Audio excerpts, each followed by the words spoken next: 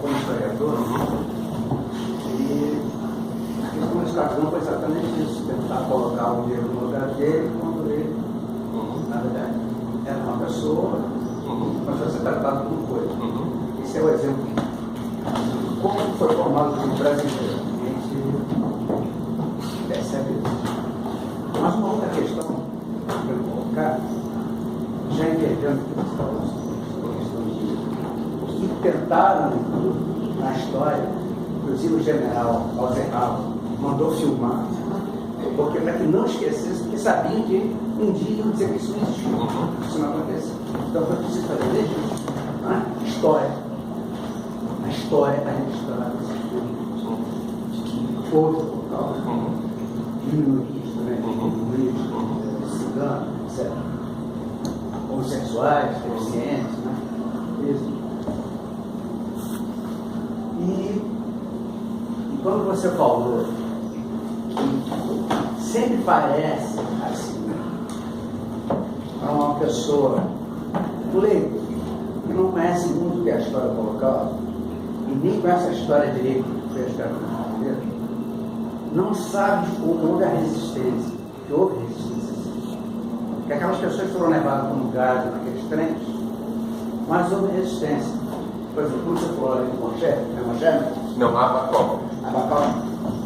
Ele pertencia aos vários grupos guerrilheiros, partisanos, distribuídos em toda a Europa. Desde lá dos eslavos, Polônia, Tchecoslováquia, até mesmo na França, faziam parte dos grupos franceses, grupos italianos. Né? E essa identidade, ela não aparece na história. A nossa história é contada, nem na nossa história. Quando você conhece a história dos índios norte-americanos, por exemplo, que é super histórica, não é história.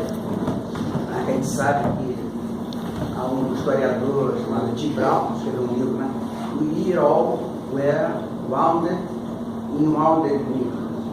Todos nós fomos feridos, em joelho ferido. E aí, o título em português é Enterre Meu Coração na Curva do Rio. Esse livro, ele é até jornalista, recomendo a todos. É muito bom. E ele mostra ali o holocausto que o governo americano obrigou os índios a fugirem do Canadá e faz uma negociação com o governo do Canadá para que não aceite os índios e morrem mais de 400 mil índios morrem nesse trajeto, nesse êxodo. Houve um êxodo dos Estados Unidos. O que fica, para mim, o historiador, né, que aprende sempre, quando eu te ouço, é exatamente isso. Mas os judeus não resistiram. Mas os negros não resistiram. Quando resistiram, de alguma maneira. Essa maneira, escola, né? Essa maneira, eu acho que é uma coisa que tem que ser trabalhada, né? Porque se nós temos um caldo cultural no Brasil, uma cultura, propriamente dita, nós temos um caldo cultural, né? E isso é que identifica como brasileiro, estar no Nordeste tem um comportamento cultural, e ir para o Sul tem outro comportamento cultural, ir para Cristalina tem outro comportamento totalmente diferente, mas continuamos sendo brasileiros. Porque quando eu vi essas fotografias, eu já vi historiadores, já vi várias fotografias parecidas com essa, e sei da história. E sei como foi contradito a vinda dos judeus do Brasil no governo neofascista do Vargas. Né? Então, eu acho que o que nós devemos apreender aqui é que, primeiro, a questão da excludência do outro, do estranhamento do outro, e aí alguém aqui falou no tu, para você, foi? Quando você fala tu, você está falando gente com gente. É gente com gente olhando nos olhos. Mas quando você aceita uma construção, e é isso que eu estava ouvindo, eu queria que você confirmasse isso aí, que é isso que eu estou ouvindo de você. Quando há uma construção sobre nós, é que nós não podemos aceitar. Dizer que há democracia no Brasil é uma coisa que impõe a gente, a gente sabe que não existe. Eu não sei fazer esse questionamento diário. Essas experiências, esse estranhamento, essa desumanidade, no qual todos os povos passam, é só ver o que está acontecendo hoje na Europa, né, os êxodos que estão havendo na Europa, tanto escandinavo como africano, e que esses estranhamentos estão sempre reaparecendo, como se fossem vulcões que num período explodem e explodem sem o controle de ninguém. Essa cidadania, ela tem que ser muito mais humana do que propriamente de Estado, referenciais. Ou local, né? Ou porque também tem o Estado como referência e tem identidades tão locais, não é? Que só eu sinto a dor que eu sinto. Você conhece essa também a minha dor é tão minha que não fale sobre minha dor, porque só eu sinto essa dor, não é isso? Você aqui abre mão da universalidade numa tacada só.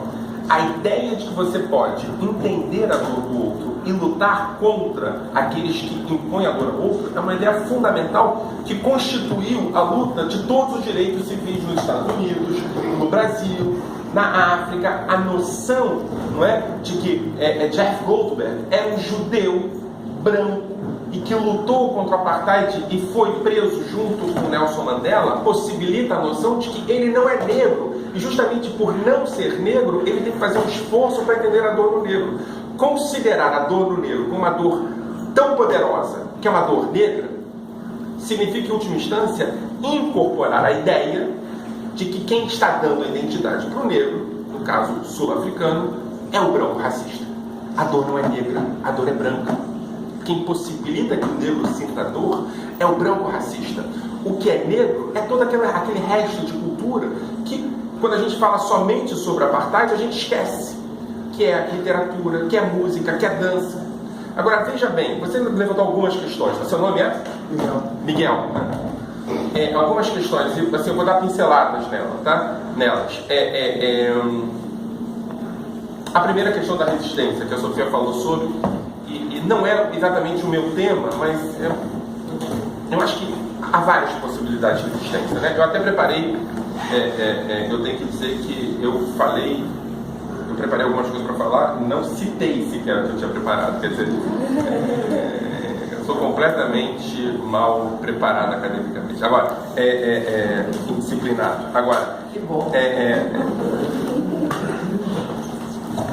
Eu preparei sobre resistência por alguma questão.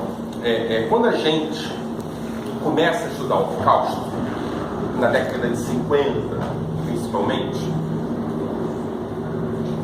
a referência que a gente tem do Holocausto é a referência da resistência. Não é? É daquele rapaz ali, do Abakov.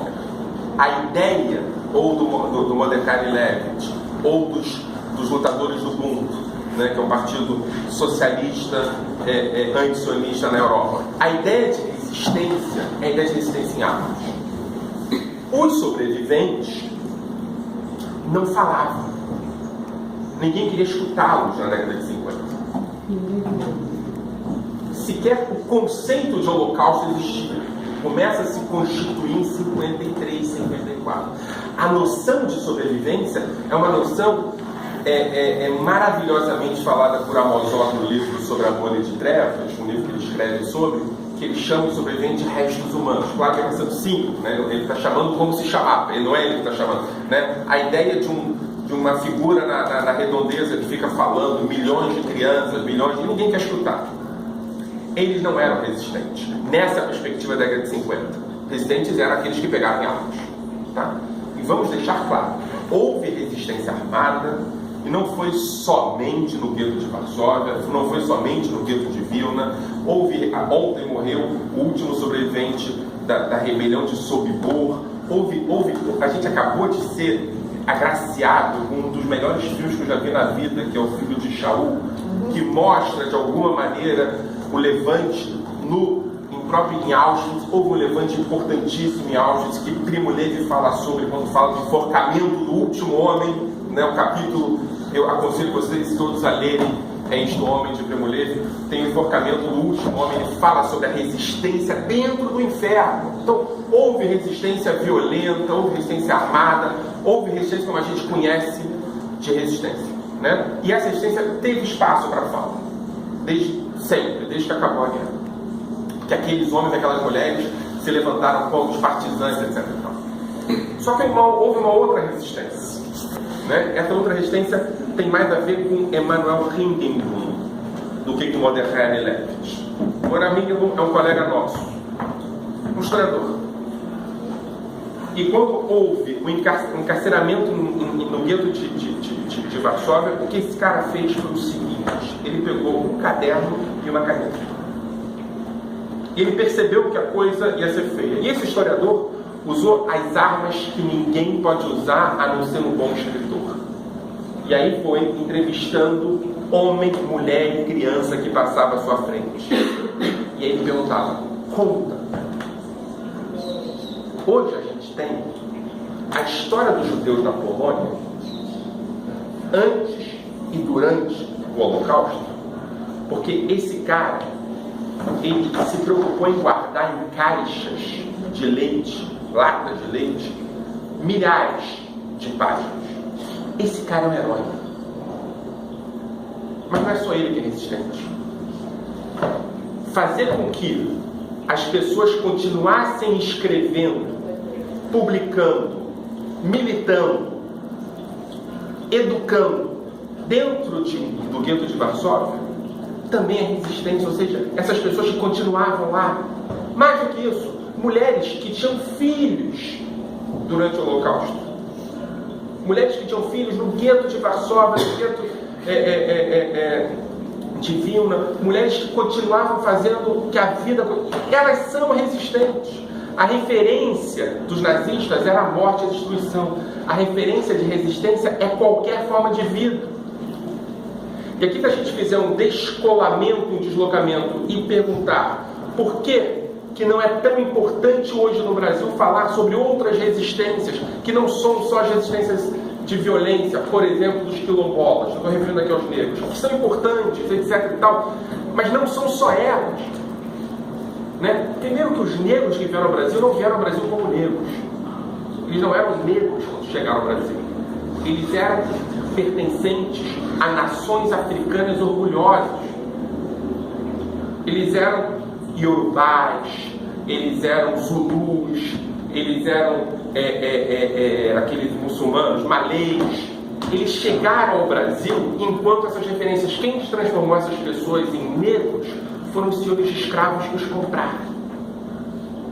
Nesse sentido, por que não dizer que o cara que chegou aqui já é em si, constitutivamente, um resistente que sobreviveu à jornada? Ou seja, o que a gente tem no Brasil hoje é uma nação de resistência, quando a gente se refere aos negros.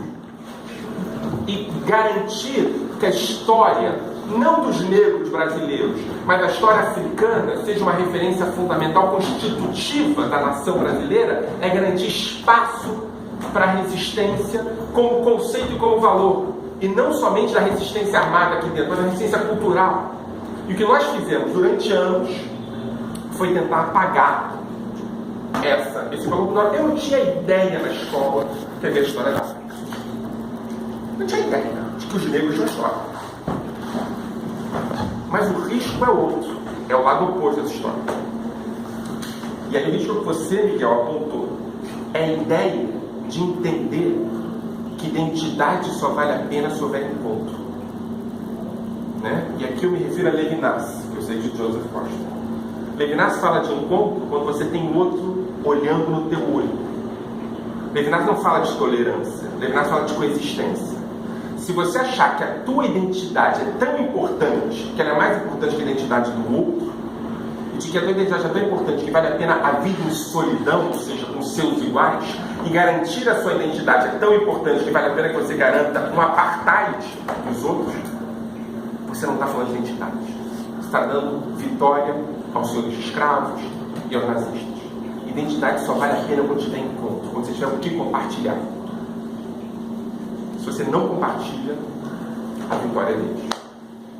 The problem with those of us who live after Auschwitz is we are always attempting to find a way to explain the burden of living now. Única. This was a unique evil. When you compare it, you may not mean to trivialize it, but any comparison fails. In 1942, the SS went to IG Farben, the great conglomerate, and they asked them the following question: what is the least expensive way to kill the most people in the least amount of time? And human beings took pen, pencil, and paper, and they thought about it. And here is the answer. The answer to the question is, it is cheaper, quicker, and more efficient to throw a live infant into the crematory rather than waste the time and money to gas it first. And they did it. Now, this is not the first example of a human culture throwing children into fire. We have it already in the Bible. This, however, was the first example of thinking about the unthinkable. And now you have a serious problem. We all have an unthinkable. Ask a psychologist. What happens when the unthinkable has been thought and done? So, be very, very careful. The word genocide was created by a refugee survivor, Lemke, who created a word that did not exist before, even though the historical realities of the word have existed throughout all cultures. What he left us with was, can you compare? Can you somehow say, if this, if that? Be careful, cuidado, because whether or not Hannah Arendt was correct, Hannah Arendt was a refugee who spent the years of the war out. She did not live through Theresienstadt. These are two very different perspectives. When we sit in a room like this, we don't have the vocabulary. When I can only understand 50% of what he says, it's because I have not yet acquired the Portuguese vocabulary. That's fine. But all of us don't have the words to describe what it means to survive. That's why Marion's photos of the numbers are unique. Those are not comparable. And I would just urge you, even though you want to understand how might I use this in order that you can't. I don't think you can use it. But Só uma provocação. Because of that, Holocaust has to be a model and not only experience of past. that's right. A Sofia vai. Porque eu só vou dar uma palavra rapidinho para a Piedade, depois de ter complemento, porque a Piedade é a curadora do espaço, diretora do espaço. Não, eu queria só dar uma explicação rápida. Vocês vão me desculpar, mas eu vou ter que sair. Quando a Mária chegou com essa exposição, não através dela, né? Ela chegou através do coordenador do Fotorrio, Milton Buran, um amigo não só pessoal como da universidade, né?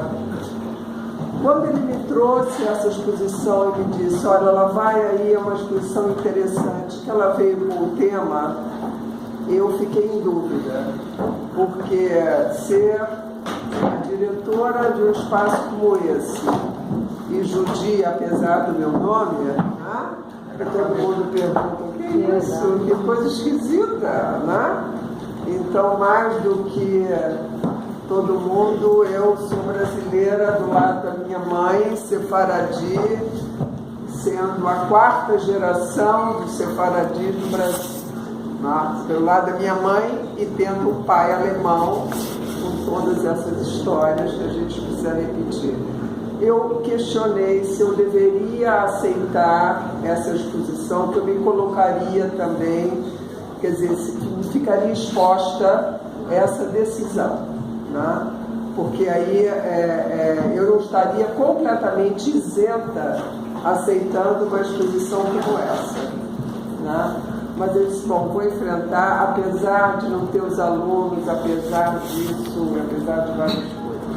Mas o depoimento que eu queria deixar com vocês é o seguinte: conviver, eu, meus funcionários, termos convivido durante um mês com essa exposição aqui, não foi fácil. Não foi fácil. Porque era todo dia você revia as fotos, todo dia você via, passava por ali, via as tatuagens.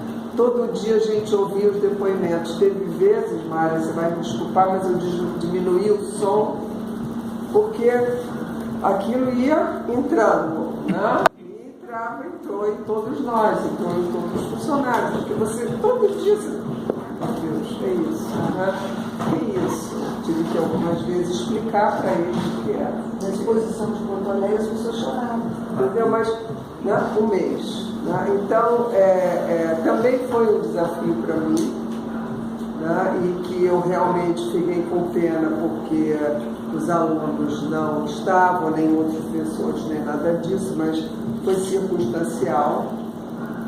O período do Fotorrio também é esse período, e quando Milton Buran me trouxe a exposição, o resto, daqui a um mês tem, daqui a 15 dias tem outro, daqui a um mês tem outro, daqui a um mês outro, a gente tem a nossa agenda muito lotada, mas que foi, logicamente, a mim pessoalmente, eu tenho outras referências em relação a tudo isso, referências pessoais, fatos que aconteceram recentemente, pelo fato do meu pai ter sido homenageado na Alemanha, na cidade dele. Quer dizer, isso já é uma outra história, o Joseph sabe dessa história. Voltar à Alemanha, na cidade dele, por uma homenagem da cidade a ele, é uma coisa difícil, mas também foi muito interessante. Então é isso, essa possibilidade de se colocar a público dentro de uma universidade católica, né? Que tem uma postura muito muito pontual em relação a tudo que acontece, muito digna, muito séria, muito assertiva. Joseph está dando um curso agora aqui no Departamento de Educação. Quer dizer, então são todos esses componentes. Eu queria falar isso para a Mária também saber disso. Nosso dia a dia teve dias que foi mais difícil, né? O barulho do mar, né? As pessoas falando, né? Então isso de certa maneira entrou em todos nós, mas que foi uma experiência incrível. Eu queria me desculpar com vocês, mas eu tenho um médico que eu estou péssimo. Só te dizer que o Duran falou comigo assim, ele falou que ele achava uma situação muito peculiar, que você tem esse solar